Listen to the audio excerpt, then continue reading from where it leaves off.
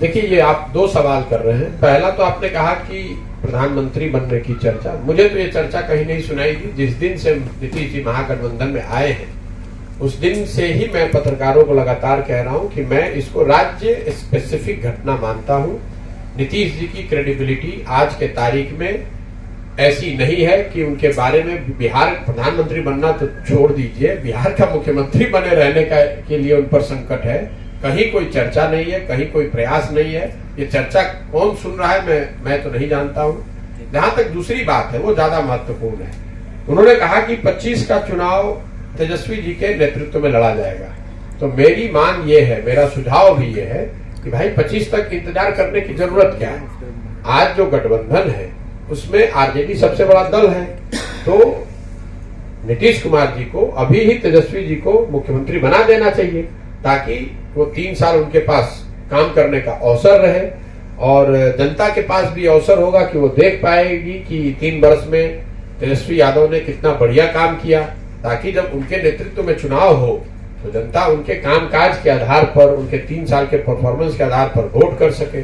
अभी तक जो हम लोग देख रहे हैं तेजस्वी जी का जो परफॉर्मेंस है, जिसके नेतृत्व में महागठबंधन चुनाव नीतीश जी के शब्दों में लड़ने वाला है, साहब ने ये कहा था कि मैं जब आऊंगा सरकार में तो पहली कैबिनेट में एक कलम साइन, पहला जो डिसीजन साइन करूंगा वो 10 लाख लड़कों के नौकरी का है।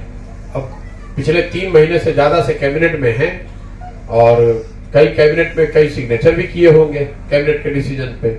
मैं ये सोच रहा हूं कि 10 लाख नौकरी वाला जो डिसीजन था, मतलब कलम टूट गई है या स्याही सूख गई है, ये तो नीतीश जी और तेजस्वी यादव ही बताएंगे। लेकिन हम लोगों ने ये जरूर देखा कि लड़कों को टीईटी और सीटेट के पास किए हुए लड़कों को डकबंगला चौराहे पर दौड़ा दौड़ा कर मारा गया। अगर आप 10 लाख लोगों को नौकरी देने की बात कर रहे हैं तो इससे आसान तो कोई तरीका ही नहीं है। बिहार में शिक्षकों की भारी कमी है और सीटेट और टीईटी और सीटेट पास किए हुए लोग जो है वो बैठे हुए हैं, वो क्वालिफाई किए हुए हैं। आप उनको एक कलम से उनको नौकरी दे सकते हैं। तो और आपने चुनाव से पहले वादा भी किया था, तो अब उनको दे के दिखा दीजिए। देखिए, ये झूठे वादे करना और लोगों को भ्रम में डालकर वोट लेना, इनकी ये पुरानी फितरत है। अब बिहार में सबसे ज्यादा हालत जो खराब है, ग्रामीण सड़कों की हालत खराब है। तो ग्रामीण सड़क मंत्री कौन है? ग्रामीण कार्य मंत्री तेजस्वी यादव है। स्वास्थ्य व्यवस्था बिल्कुल खराब है, तो स्वास्थ्य मंत्री कौन है? तेजस्वी यादव है। शिक्षा व्यवस्था, आप लोग रोज कह रहे हैं कि शिक्षा व्यवस्था बिहार में ध्वस्त है, तो शिक्षा मंत्री आरजेडी का मंत्री चंद्रशेखर जी है।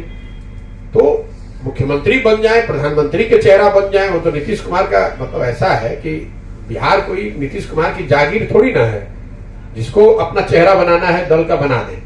लेकिन बिहार की जनता तो ये भी देखेगी ना कि आप नेता होने के नाते, सामाजिक कार्यकर्ता होने के नाते, राजनेता होने के नाते, मंत्री होने के नाते आपने काम क्या किया। लेकिन मोटे तौर पर मैं यही उस पर टिप्पणी करूंगा कि नीतीश जी को 2025 तक का इंतजार नहीं करना चाहिए।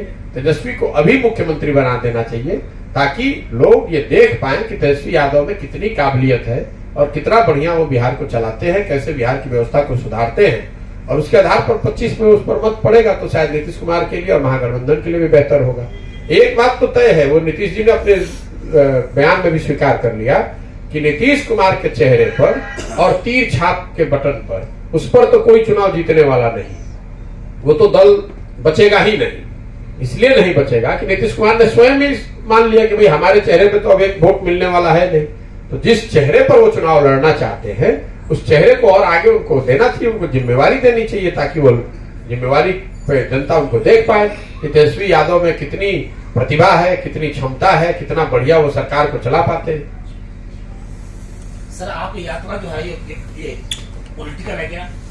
आने समय पॉलिटिकल रूप लेगा? भाई यात्रा जो है वो बिल्कुल सामाजिक है, जिसका उद्देश्य राजनीतिक हो सकता है। बिहार में एक नई राजनीतिक व्यवस्था बनाने के उद्देश्य से ये यात्रा की जा रही है। हम लोगों का मानना है कि बिहार की जो स्थिति है, अगर इसको सुधारना है तो कोई एक व्यक्ति या दल अकेला इसको नहीं सुधार सकता है। बिहार अगर सुधरना है तो वार्ड सदस्यों से लेकर ऊपर मुख्यमंत्री तक हर जगह पर सही लोगों के चुनकर लाए जाने की जरूरत है। और इसका मतलब है कि करीब करीब 1.5 लाख लोग जो जनप्रतिनिधि अलग अलग स्तरों पर चुनकर आते हैं, वो सब जगह पर ऐसे लोगों को चिन्हित किया जाए जो कि समाज के सही लोग हैं, और उनको उस जगह पर लाकर जिताकर जनता की मदद से लाया जाए ताकि बिहार की व्यवस्था को सुधारा जा सके। ये पूरा जो जन स्वराज अभियान है उसका एक उद्देश्य ये है कि समाज से ऐसे लाखों लोगों को चुनकर निकाला जाए जो समाज के सही व्यक्ति हैं, उनको वो विकल्प, वो प्लेटफॉर्म दिया जाए जिसके जरिए वो चुनाव लड़कर अपनी क्षमता के अनुसार इस पूरी राजनीतिक व्यवस्था के हिस्सा बन सके और बिहार को सुधारने की दिशा में अपना योगदान दे सके।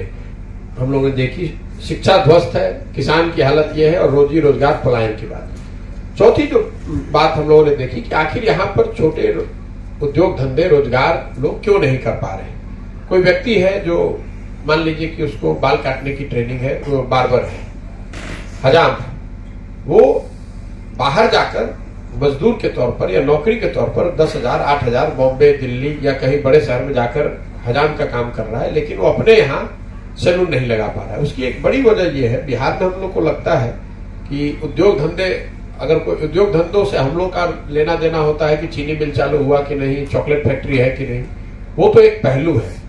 लेकिन जो चीज हम लोग देख रहे हैं, बिहार में स्ट्रक्चर्ड इंस्टीट्यूशनलाइज्ड क्रेडिट का न होना, मतलब बैंकों के माध्यम से जो ऋण मिलना चाहिए लोगों को वो न मिलना, बिहार में उद्योग धंधों के न पनपने के पीछे सबसे बड़ा कारण है। और इसकी चर्चा पत्रकारों से कहीं पर कोई करता नहीं है, इसलिए मैं आपका समय 2 मिनट लूंगा इसको समझाने के लिए।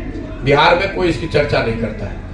देखिए, जो बैंकिंग व्यवस्था पूरे देश में है, बैंक का काम यह है कि वो लोगों से डिपॉजिट लेते हैं, और वो लोग जो रिस्क लेने वाले हैं, जो रोजी रोजगार व्यापार करना चाहते हैं, वो बैंकों से ऋण लेते हैं। बैंकों का यही धंधा है। जो 100 रुपए बैंक जमा करते हैं उसके मुकाबले वो ज्यादातर पैसा लोगों को ऋण में देते हैं ताकि लोग रोजगार कर सके, और उनसे बैंकों की अपनी कमाई भी होती है। देश के स्तर पर ये आंकड़ा है 70%, मतलब बैंकों में जितना पैसा जमा होता है उसका करीब करीब 70% पैसा बैंक ऋण के तौर पर सीधे तौर पर लोगों को देते हैं रोजगार धंधे व्यापार के लिए। बिहार में ये आंकड़ा है आज 40%।